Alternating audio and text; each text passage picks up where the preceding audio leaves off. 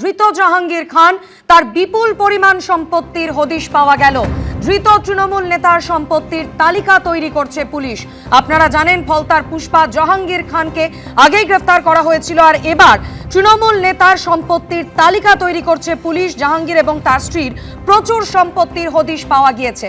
Police সূত্রে এই মুহূর্তে এই বিষয়ে আর কি খবর পাওয়া যাচ্ছে বিস্তারিত জানাবেন প্রতিনিধি পার্থপ্রতিম ঘোষ সরাসরি আমাদের সঙ্গে রয়েছেন। পার্থপ্রতিম, এই বিষয় নিয়ে কি জানতে পারছো এখনো পর্যন্ত পুলিশ সূত্রে?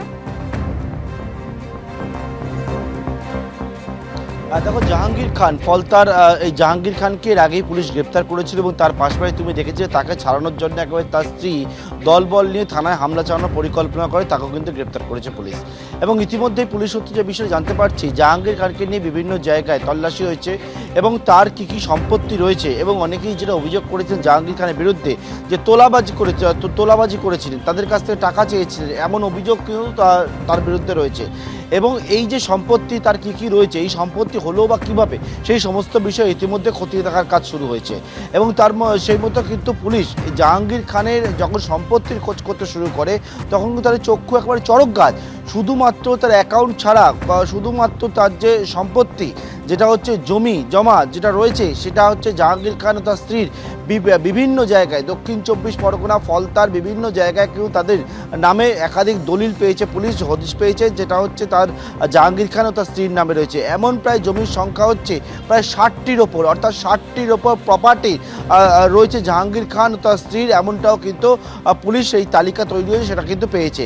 এর পাশাপাশি নামে তো এটা 60টির ওপরে যারা জমি, এছাড়া বেনামে এরকম কিন্তু আরও একাধিক কিন্তু জমি জমা সেই সব কিছু রয়েছে, তেমনটাও কিন্তু জানতে পারছি পুলিশ সূত্র মারফত। এবং পুলিশ সূত্রে যেটা খবর সেটা হচ্ছে জাহাঙ্গীর খানের এই প্রপার্টির তালিকা ইতিমধ্যে তৈরি করতে শুরু করেছে, এবং এটা কয়েকদিন আগে থেকে সেই প্রপার্টির তালিকা যখন তৈরি করছে, তখন দেখতে পাচ্ছেন জাহাঙ্গীর খান এবং ওনার স্ত্রীর নামে প্রায় 60টির ওপর জমি রয়েছে। এবং এই জমি কিভাবে হলো সেই সমস্ত বিষয়টা খতিয়ে দেখার কাজ শুরু হয়েছে। পাশাপাশি তুমি জানো যে গতকালকে বিল পাস হয়েছে গুন্ডা দমনের ক্ষেত্রে একেবারে তাদের যে জমি, তাদের যে সম্পত্তি সেটা বাজেয়াপ্ত করার, এবং তারপরেই একেবারে উঠে এলে চাঞ্চল্যকর তথ্য যে জাহাঙ্গীর খান ও তার স্ত্রীর নামে প্রায় 60-এর ওপরে জমির দলিলের হদিশ পেয়েছে পুলিশ, এবং সেই তালিকা ইতিমধ্যে তৈরি হচ্ছে।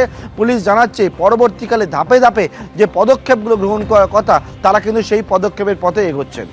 একদমই পার্থপ্রতিম, তুমি আমাদের সঙ্গে থাকো। যে খবরের দিকে আমরা নজর রেখেছি, এর আগেই আপনারা জানেন একাধিক অভিযোগ ওঠে ফলতার পুষ্পা জাহাঙ্গীর খানের বিরুদ্ধে। জাহাঙ্গীর খানের বিপুল পরিমাণ সম্পত্তির হদিশ পাওয়া গেল।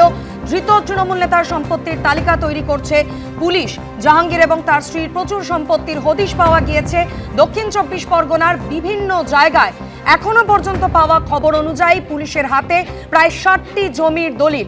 আপনারা জানেন গতকালই বিধানসভায় পাশ হয়েছে গুন্ডা দমন বিল, যেখানে অভিযুক্তের সম্পত্তি বাজেয়াপ্তের সংস্থানের কথা উল্লেখ করা হয়েছে।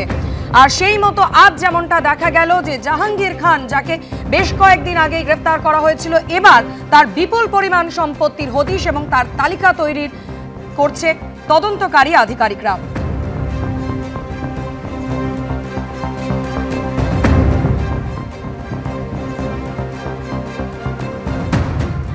জাহাঙ্গীর খানের বিপুল সম্পত্তির হদিশ পাওয়া গেল, প্রায় 60টি জমির দলিল কিন্তু পাওয়া গিয়েছে, এবং ইতিমধ্যেই তালিকা তৈরি করা হচ্ছে। ধৃত তৃণমূল নেতার সম্পত্তির তালিকা তৈরি করছে পুলিশ। জাহাঙ্গীর খান এবং তার স্ত্রীর প্রচুর সম্পত্তির হদিশ পাওয়া গেছে ফলতা সহ দক্ষিণ 24 পরগনার বিভিন্ন জায়গায়। গতকালই আমরা দেখেছি গুন্ডা দমন বিল বিধানসভায় পাশ হয়েছে, বিলের সম্পত্তি বাজেয়াপ্ত সংস্থান রয়েছে, আর তারপরই দেখা যাচ্ছে যেমনটা জাহাঙ্গীর খানের বিপুল পরিমাণ সম্পত্তির হদিশ মিলেছে, সম্পত্তির তালিকা তৈরি করা হচ্ছে। গতকালই বিধানসভায় পাশ হয়েছে গুন্ডা দমন বিল। মুখ্যমন্ত্রী শুভেন্দু অধিকারী বিধানসভায় দাঁড়িয়ে গতকাল কি বলেন দেখুন।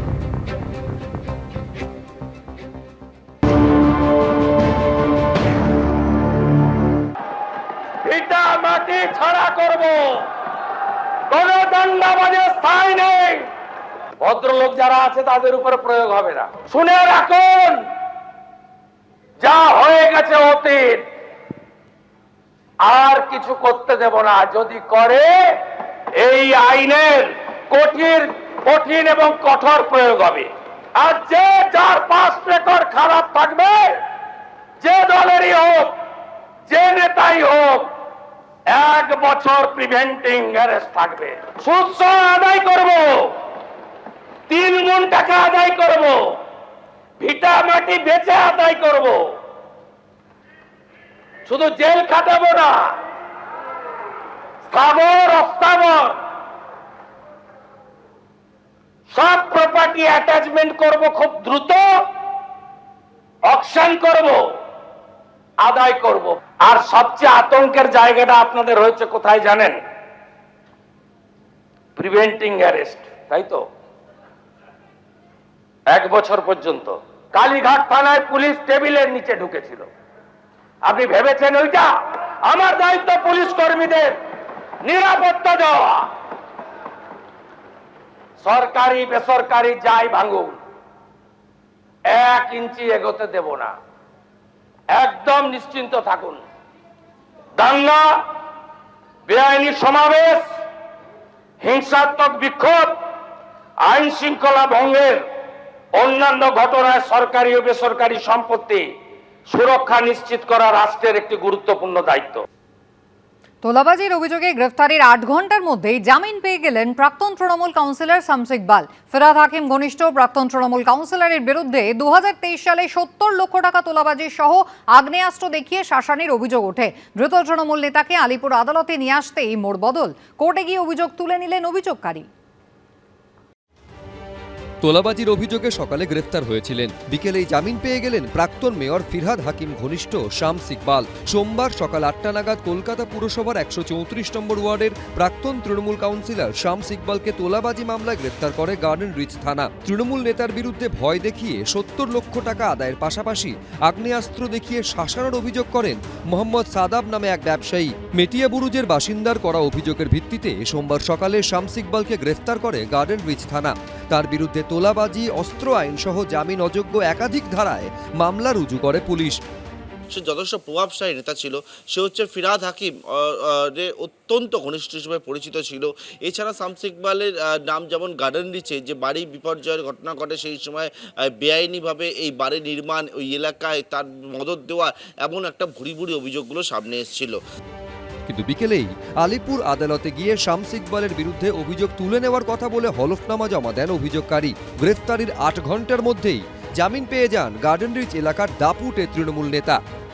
অভিযোগকারিনী যে কমপ্লেন করেছিল, পরবর্তীকালে তাদের ওয়েল উইসাররা এটাকে নিয়ে বসার পর তাদের মধ্যে একটা সমঝোতা হওয়ার পরে পরবর্তীকালে তারা মহামান্য আদালতে এসে একটা এফিডেভিট পেশ করে তারা মামলাটাকে করেছে। আদালত তাকে 1000 টাকার বন্ডে শর্ত সাপেক্ষ জামিন দিয়েছে। একজন কমপ্লেনেন্ট করেছিলেন, ওই কমপ্লেনেন্টের সঙ্গে এই যিনি আজকে যে অ্যাকিউজড, এদের একটা সম্পর্ক রয়েছে, বিজনেস ট্রানজাকশান দীর্ঘদিনের রয়েছে।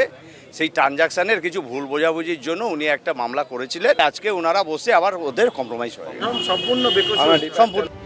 সোমবার বিকেল 4টে নাগাদ ফিরহাদ হাকিম ঘনিষ্ঠ তৃণমূল নেতাকে জামিন দিয়ে দেয় আলিপুর আদালত। পার্থপ্রতিম ঘোষ, এবিপি আনন্দ, কলকাতা। এবিপি আনন্দ, এগিয়ে থাকে, এগিয়ে রাখে।